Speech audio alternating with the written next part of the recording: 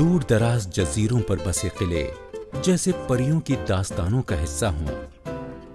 मीलों दूर उफक को चूमता नीला समंदर, सुनहरी धूप में चमकते खौफनाक समंदरी साहिल, बौद्धों के कदीम अनछुए गार, खालिस देहाती माहौल, जिंदगी की तल्ख हकीकतों से दूर भागकर जाने वालों के लिए मुरूड़ एक खूबसूरत पनाहगाह है।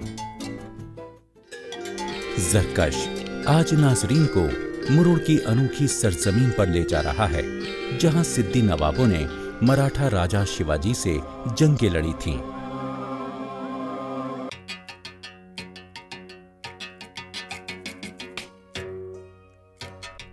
मुरूड़ के रास्ते में सबसे दिलचस्प हिस्सा बौद्ध मजहब से जुड़ी गुफाएं हैं, जो पहाड़ों को काटकर बनाई गई हैं।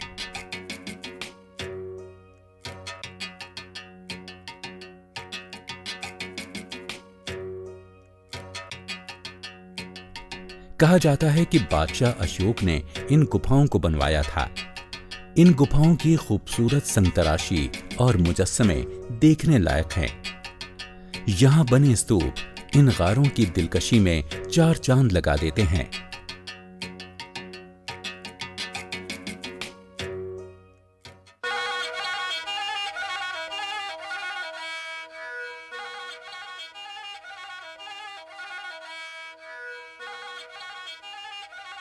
जैसे जैसे इन गारों में कदम आगे बढ़ते हैं, लगता है कि वक्त कहीं सैकड़ों साल पीछे चला गया हो।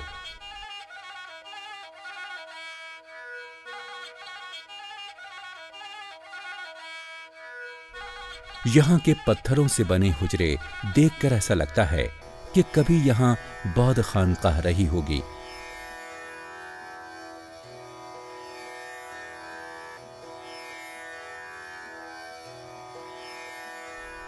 आगे बढ़िए तो गुफाओं में गौतम बुद्ध की बहुत सी मूर्तियां ज्ञान ध्यान के मुख्तलिफ अंदाज में नजरों के सामने होंगी। इसके अलावा भी बहुत से मुजस्समे आने वाले को अपनी तरफ खींचते हैं।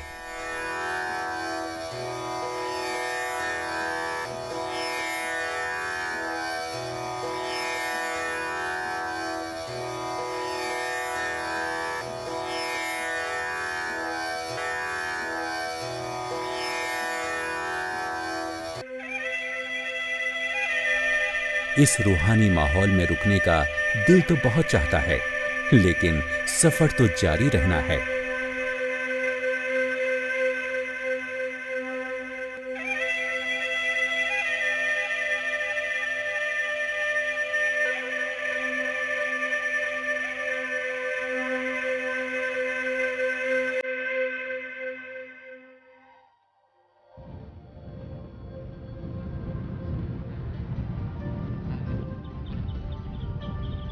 इस पड़ाव के बाद सफर की असली मंजिल की तरफ रवाना होते हैं, जो दूर समंदर के सीने में वाक़ है।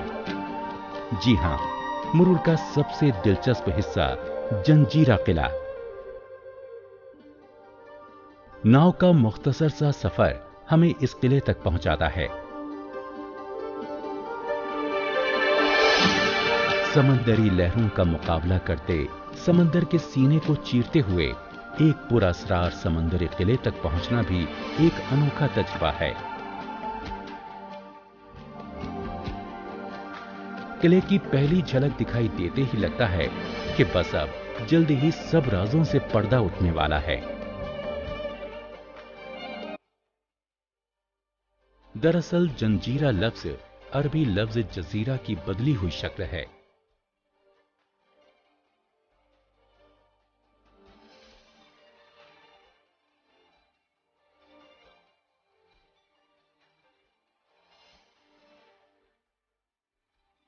किले के अंदर दाखिल होते ही सामने सिद्दी के नवाब का दरबार नजर आता है, जिन्होंने इस किले की तामीर करवाई थी। रिवायत है कि जंजीरा के नवाब के अजदाद अफ्रीकी समंदरी ताजिर थे। 16वीं सदी में इन्होंने मछुआरों से ये जजीरा हासिल किया। तब से ही यहाँ किले के आसपास मछुआरों के कई गांव आबाद हैं।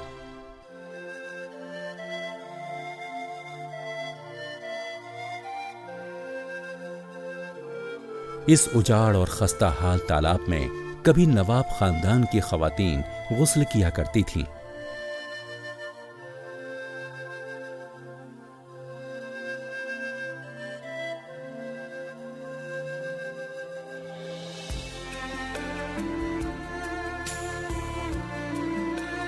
जंग और हमले के लिहाज से जंजीरा किला महफूज तरीन किला है। अंग्रेजों, पुर्तगालियों और मराठों ने कई बार इस किले पर कब्जा करने की कोशिश की, लेकिन कोई कामयाब नहीं हो सका।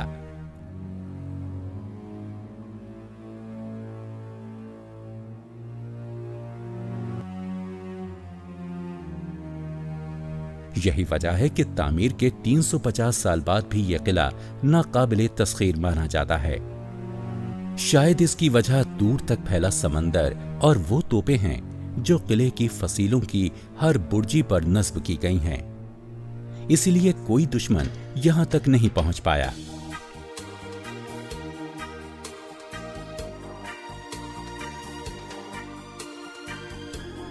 जैसे जैसे हम इस कदीम अजूबे के अंदर दाखिल होते हैं, इसका हुस्न दिल और रूह को छू लेता है। जगह जगह समंदर के रुख पर पहरेदारी के मीनार बने हुए हैं, जो हिफाजत का फर्ज अदा करने के साथ साथ समंदर का दिलकश नजारा भी पेश करते हैं।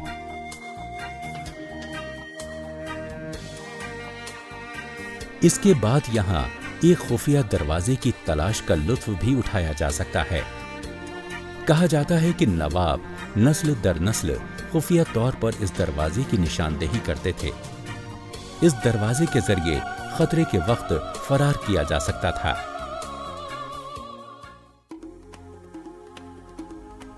इन खंडरों को देखने वाला ये तस्वुर किए बिना नहीं रह सकता कि 16वीं सदी में जब यह किला तामीर हुआ था, तब इसमें रहने वालों की और इस किले की कैसी शान शौकत रही होगी। इस शान शौकत का अंदाजा नवाब के महल को देखकर किया जा सकता है। हालात की मजबूरियों ने नवाबों को यह समंदरी किला छोड़कर शहरों में बसने पर मजबूर कर दिया।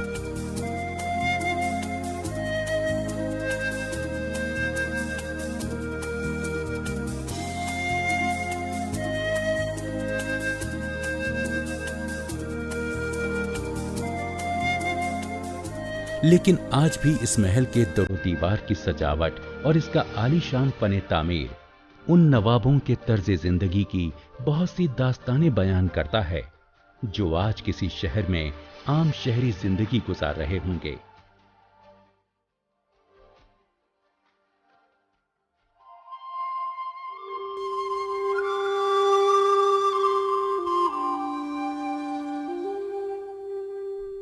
इस महल के करीब ही दत्तारे का मंदिर है, जो मकामी देवता दत्तारे के लिए बनवाया गया था।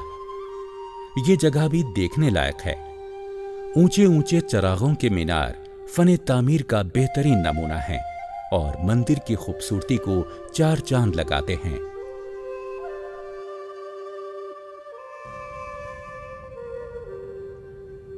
मुरुड़ के फने तामीर में बुनियादी तौर पर किलों की अहमियत है, मगर जैसे जैसे हम मुरुड़ के गलियारों से गुजरते हैं, हमारी नजर एक और अहम इमारत पर पड़ती है। यह है सिद्धि विनायक मंदिर।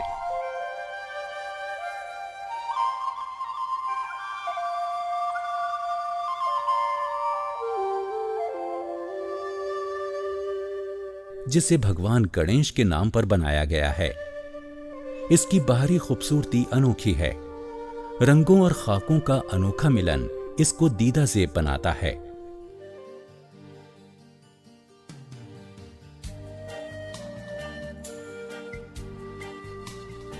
मंदिरों के बाद मुरुड़ से कुछ दूर एक और खास मकाम आता है, जिसे कदीमी अगरदंदा दरगाह कहते हैं।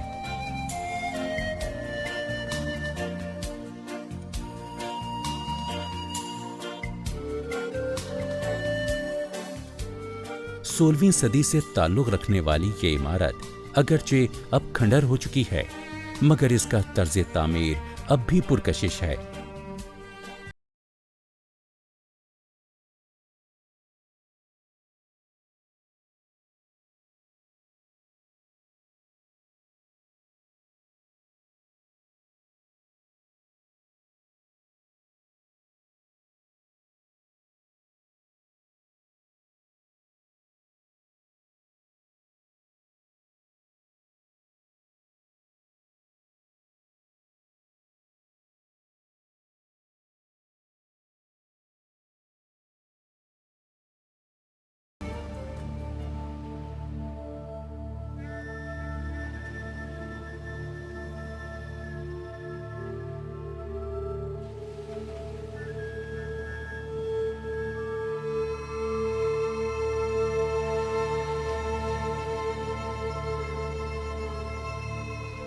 तस्वुर किया जाए कि खूबसूरत माहौल में पहाड़ की चोटी पर समंदर की तरफ रुख किए ये किला कभी कितना शानदार रहा होगा।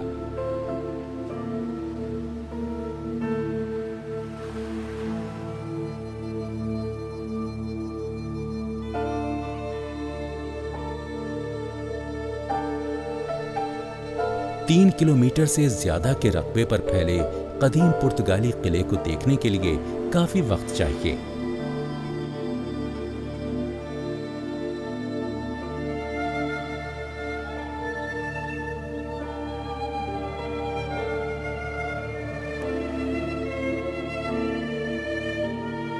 ये उजाड़ रास्ता जो किले के मरकजी हिस्से की तरफ जाता है, जहां कभी अहम फैसले लिए जाते थे, बरसों पहले पुर्तगाली इसे छोड़कर चले गए, लेकिन यहाँ आज भी उनकी मौजूदगी का एहसास होता है। आज भी इस किले की तामीरी शान शौकत और खूबसूरती से इनकार मुमकिन नहीं।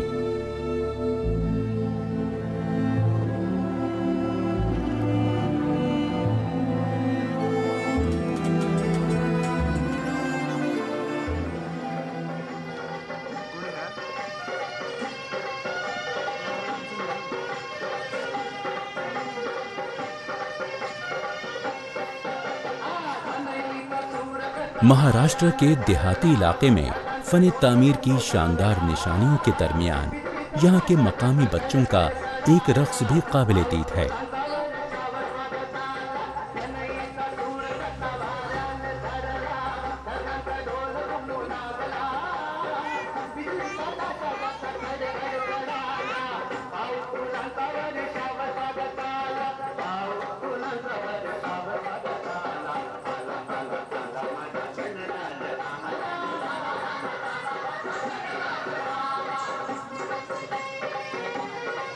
एक अवामी रक्स जो भगवान कृष्ण और उनकी गोपियों की कहानियों पर मबनी है। ये रक्स हिंदुस्तानी तहजीब व तमद्दुन का आईनातार है।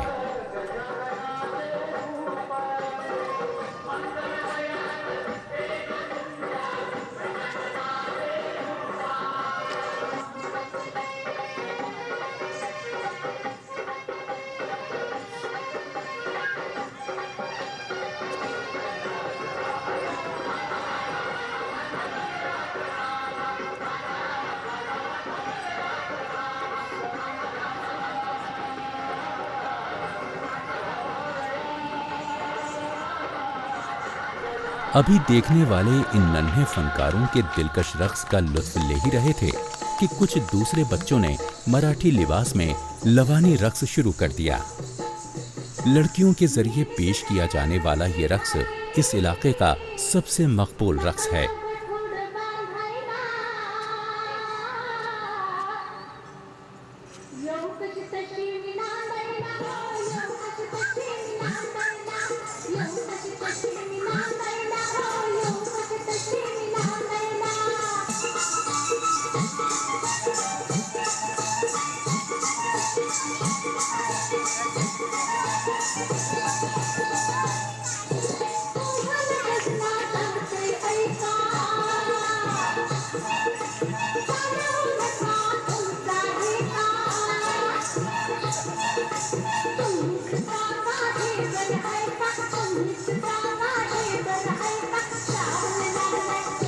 सुरताल के साथ दिन भर के सफर का खुशगवार इख्तिताम यकीनन सयाहों के दिलों में मुरुर की यादें सारी जिंदगी ताज़ा रखेगा।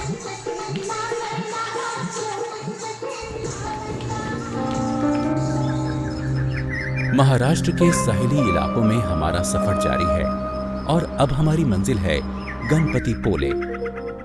रास्ते में हमारा पहला पड़ाव है जयगढ़ का किला। ये उन बहुत से किलों में से है जो मराठा सल्तनत के राजा शिवाजी ने तामीर करवाए थे।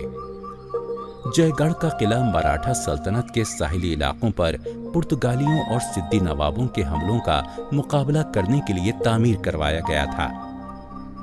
आज वक्त की सितम जरीफी ने इस किले की सारी शान छीन ली है, मगर इसकी तरफ जाते उस उजाड़ और वीरान रास्ते की महाराष्ट्र की तारीख में बहुत अहमियत है।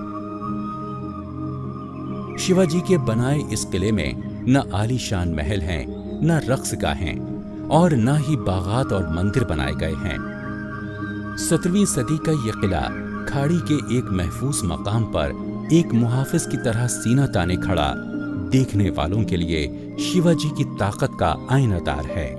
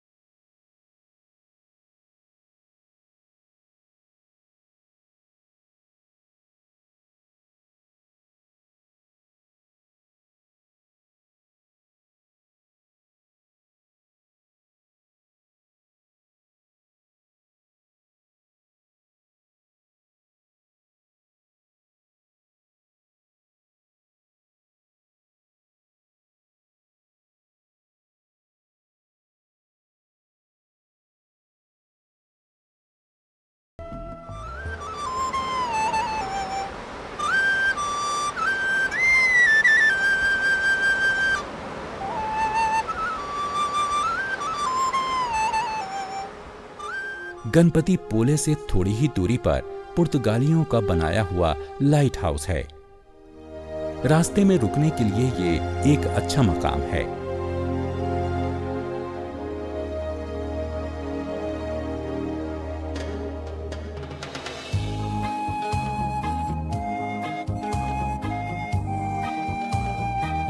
इसके ऊपर चढ़कर समंदर का नजारा बहुत दिलकश है। आज ये उजाड़ है, मगर एक जमाने में समंदरी सफर में इसकी बहुत अहमियत थी।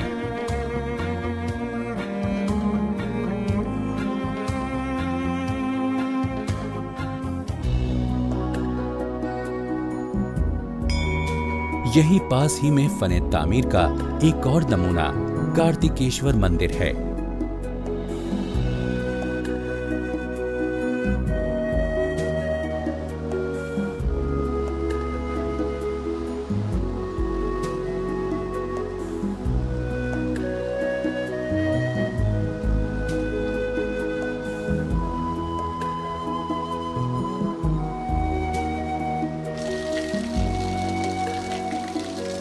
कहा जाता है कि इस मंदिर में पानी की टूटी में आने वाला पानी असल में एक मीठे पानी के चश्मे से आता है। आमतौर पर समंदरी साहिलों पर मीठा पानी नहीं मिलता।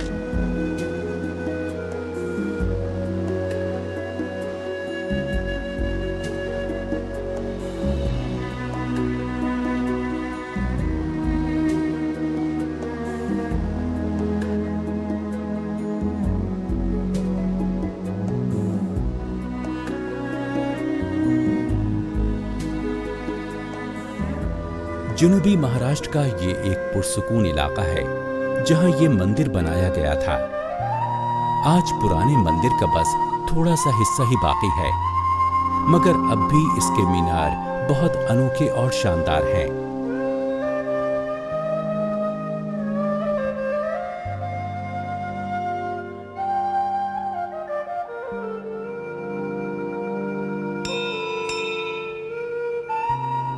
माना जाता है कि इस मंदिर की तामीर के बाद से कोई दिन ऐसा नहीं गया जब यहाँ पूजा नहीं हुई हो।